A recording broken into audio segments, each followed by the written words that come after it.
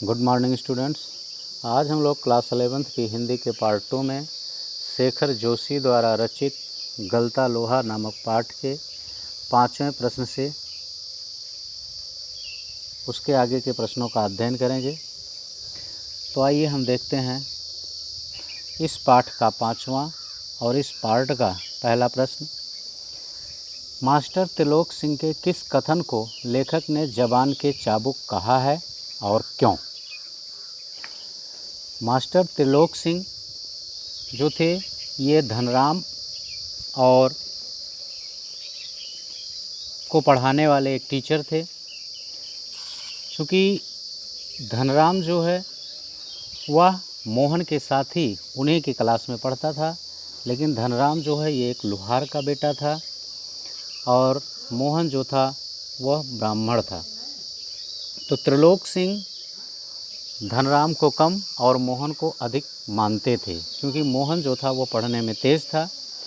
उसी समय की ये घटना है कि जब मास्टर त्रिलोक सिंह ने कुछ बातें धनराम के लिए कही थी, उसी को पूछ रहा है इसमें लेखक। तो आइए देखते हैं। मास्टर त्रिलोक सिंह ने धनराम को ये शब्द कहे, तेरे दिमाग में तो लोहा भरा है रे, विद्या का ताप कहाँ लगेगा इसमें। लेखक ने इसी व्यंग को जबान के चाबुक कहा है। वास्तव में इन शब्दों की चोट जो थी वह शारीरिक चोट से भी अधिक पैनी थी और यह तेज थी। मास्टर जी ने यह कहकर धनराम का मानसिक बल गिरा दिया कि उसके मन पर भी यह बैठ गया कि बस लोहार का काम सीख सकता है वह, केवल वह विद्या नहीं सीख सकता। इसीलिए इसे जबान का चाबुक कहा है लेखक ने। तो ये था 5वें प्रश्न का उत्तर। आइए हम छठा प्रश्न देखते हैं। देखिए, छठा प्रश्न 2 खंडों में विभक्त है, पहला और दूसरा खंड। तो पहला खंड एक वाक्य है, उसी तरह से दूसरा खंड भी एक वाक्य है। तो इन पर भी कुछ 3-3, 4-4 प्रश्न बनाए गए हैं, उनका उत्तर हमें देखना है, देना है। तो आइए हम पहला देखते हैं। पहला वाक्य जो है 6 का, यह है बिरादरी का यही सहारा होता है, किसने किससे कहा। तो यह वाक्य आया है पाठ में आपके। तो इसमें पूछ रहा है कि किसने किससे कहा, अर्थात इस वाक्य को किसने किससे कहा है कि बिरादरी का यही सहारा होता है। देखिए, यह वाक्य बंशीधर तिवारी ने अपनी बिरादरी के युवक रमेश से कहा था। ओके, घटना याद होगी आपको, क्योंकि जब बंशीधर अपने बेटे मोहन को पढ़ाने के लिए दूर भेजना चाहते थे या एक अच्छे स्कूल में भेजना चाहते थे, लेकिन इनके समीप कोई अच्छा स्कूल नहीं था, उसी समय रमेश लखनऊ से पहुंचता है और वह कहता है कि मोहन को हमारे साथ भेज दीजिए, यह भी वहीं पढ़ लेगा। तब यह वाक्य मुंशी बंशीधर ने कहा था कि बिरादरी का यही सहारा होता है।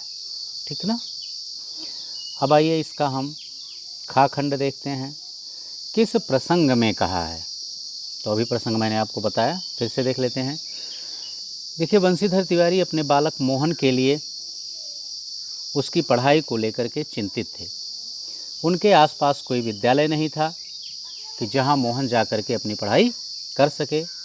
उसी समय उन्हीं की बिरादरी का युवक रमेश उनसे सहानुभूति प्रकट करता है और कहता है कि वे मोहन को उनके पास लखनऊ भेज दें। जहां उनके परिवार के 4 सदस्य हैं, वहां वह 5वां रमेश भी रह लेगा और पढ़ाई भी कर लेगा। ये शब्द सुनकर बंशीधर प्रसन्न हो जाते हैं। तभी उन्होंने कृतज्ञता के भाव से यह वचन कहा था। ठीक ना। तो ये था प्रसंग, यानी रमेश की इसी बातों को सुन करके बंशीधर जी ने ये बातें कही थी। अब हम आइए छठे के पहले खंड का तीसरा प्रश्न देखते हैं कि किस आशय से कहा था। ये भी लगभग उसी से मिलता जुलता है कि बंशीधर तिवारी ने यह वाक्य कृतज्ञता के भाव से कहा था। ठीक ना, क्योंकि उनका आशय यह था कि जात बिरादरी का यही लाभ होता है कि हम लोग अपनी बिरादरी वालों की हर संभव सहायता करने के लिए तैयार रहते हैं। रमेश की इस बातों को सुन करके ये कृतज्ञता से युक्त होकर के बंशीधर जी ने ये बातें कही थी। आइए अब हम इस पहले के घा यानी चौथे खंड को देखते हैं। देखिए घा कह रहा है, क्या कहानी में यह आशय स्पष्ट हुआ है, अर्थात जिस आशय से यह वाक्य कहा गया है क्या वास्तव में यह आशय सिद्ध हो सका है। देखिए इस कहानी में बंशीधर तिवारी का आशय सिद्ध नहीं हो सका, क्योंकि रमेश ने जिस सहानुभूति से मोहन को पढ़ाना लिखाना स्वीकार किया था उसे वह निभा नहीं सका। उसने मोहन को पूरी तरह से उनका शोषण किया और उसे नौकर की तरह रखा। मोहन कई सालों तक केवल रोटी और साधारण सी पढ़ाई की मामूली फीस लेकर नौकरी करता रहा। यह व्यवहार बिरादरी के नाम पर कलंक है और अपनी बिरादरी का शोषण है। इसीलिए यह वाक्य जिस आशय से कहा गया था वह आशय यहाँ स्पष्ट नहीं हो रहा है। ठीक, तो ये था छठे का पहला वाक्य और उस पर आधारित ये 4 प्रश्न। अब आइए हम छठे का दूसरा खंड देखते हैं। उसकी आंखों में एक सर्जक की चमक थी। कहानी का यह वाक्य कहानी में कहाँ आया है? आपने कहानी पढ़ी है तो यह वाक्य पढ़ते ही प्रसंग आपकी समझ में आ गया होगा कि उसकी आंखों में एक सर्जक की चमक थी। ठीक है ना। देखिए आइए देखते हैं इसका जो पहला खंड है वह इसमें पहला पूछ रहा है किसके लिए कहा गया है।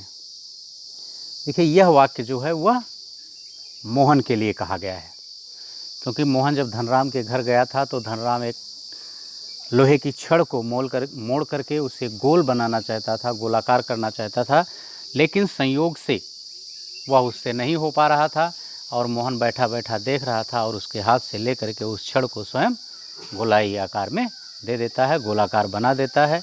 और उसके बाद जब वो उसको बढ़िया गोल आकार दे देता है तो स्वयं मोहन उसे देख करके प्रसन्न होता रहता है, अर्थात उसकी आंखों में एक चमक सी आ जाती है। तो उत्तर हो गया इसका कि यह वाक्य किसके लिए कहा गया है? यह वाक्य मोहन के लिए कहा गया है। आइए हम दूसरे का दूसरा खंड खा देखते हैं। किस प्रसंग में कहा गया है? प्रसंग अभी मैंने आपसे बताया था, फिर एक बार देख लेते हैं। यह कथन मोहन के जाति धर्म निरपेक्ष व्यवहार को उजागर करता है। ठीक ना, क्योंकि मोहन धनराम लोहार के पास बैठा था। धनराम एक मोटी छड़ वाले लोहे को ठीक से मोड़ नहीं पा रहा था।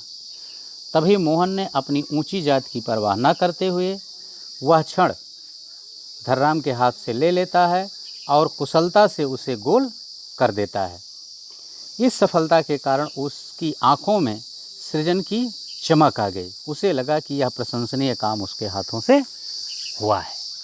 ठीक है ना, तो ये था इसका उत्तर। आइए हम दूसरे का तीसरा यानी गा खंड देखते हैं। यह पात्र विशेष के किन चारित्रिक पहलुओं को उजागर करता है? तीसरा प्रश्न पूछ रहा है कि यह पात्र विशेष के किन चारित्रिक पहलुओं को उजागर करता है। देखिए इसमें 2 पात्र हैं, एक मोहन और दूसरा धनराम। धनराम जो है वह लोहार है और मोहन जो है वह पुरोहित खानदान का है।